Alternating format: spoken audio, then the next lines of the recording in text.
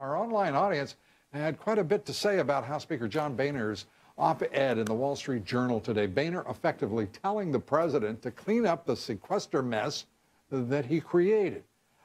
C.W. Sanders wrote to say, Republicans tried twice to take sequester off the table and Obama threatened to veto it. This is all on Obama's head.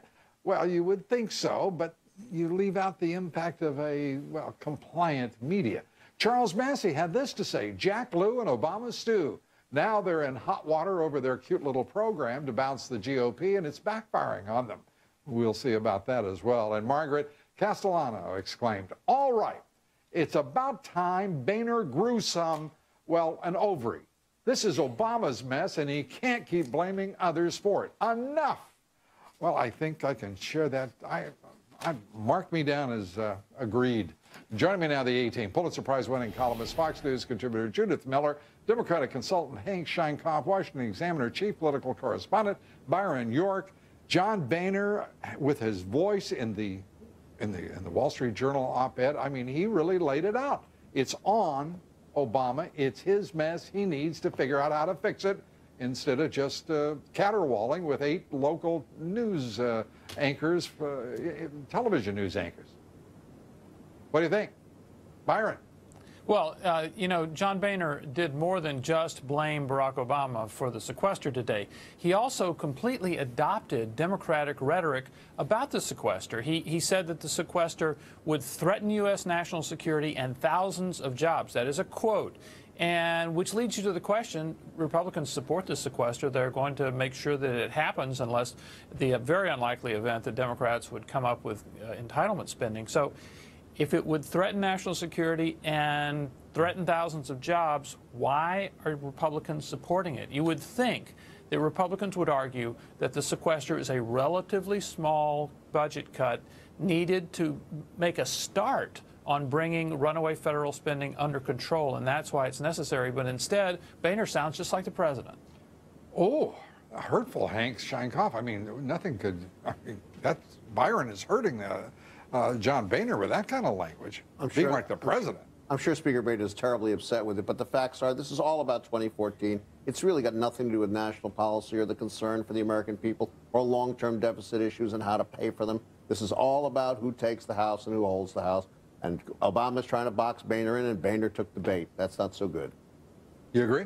Well, absolutely. When you have the Secretary of State, John Kerry, talking about how nuclear preparedness is going to suffer because of the cuts to his pathetically small budget anyway, and you have the same line from Janet Napolitano. I mean, it's clear now we have a third, and that's John Boehner, but the last time I checked, he is a Republican, isn't he? Well, the last time I checked Kerry, it was also a man with a triple-digit IQ. How smart is it to offend the people who will determine whether or not your budget is appropriated?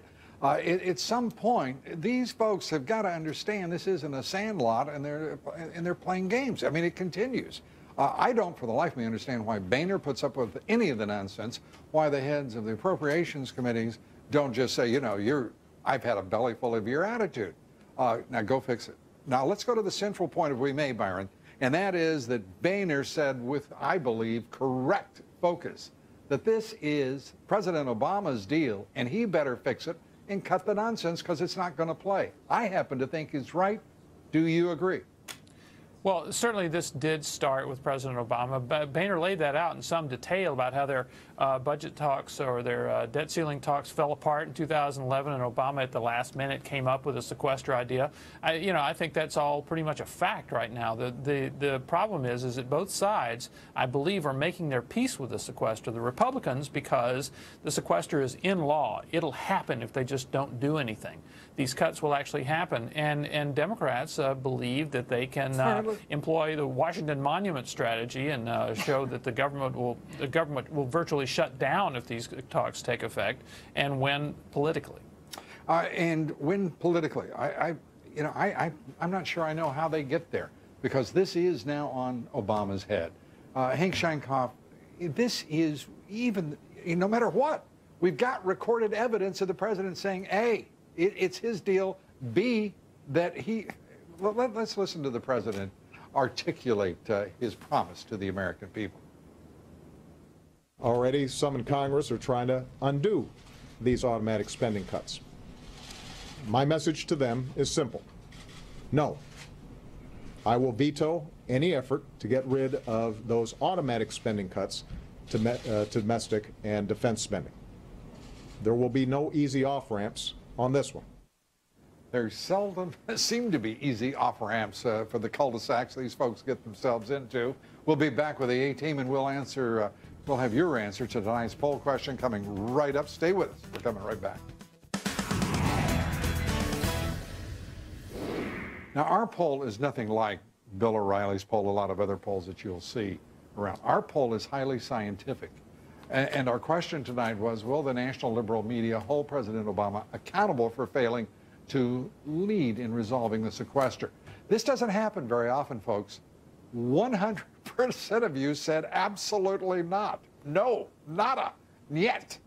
Thanks for voting in the poll, and I love the response. My goodness. Back with the A-Team. I love the fact this audience isn't fooled by one wit. There's not even a margin of nonsense there. Judy, they say that this president can't be held accountable for anything.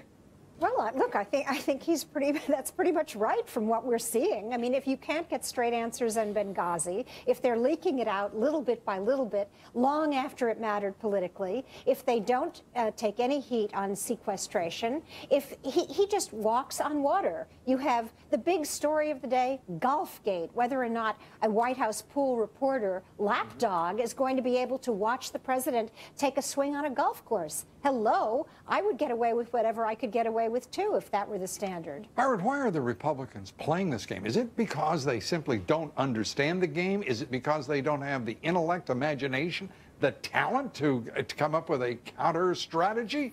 What in the world is the reason that the Republican Party in its entirety has been beaten twice in presidential election, is being duped daily by this administration and this president, who is turning out to be quite an adroit politician?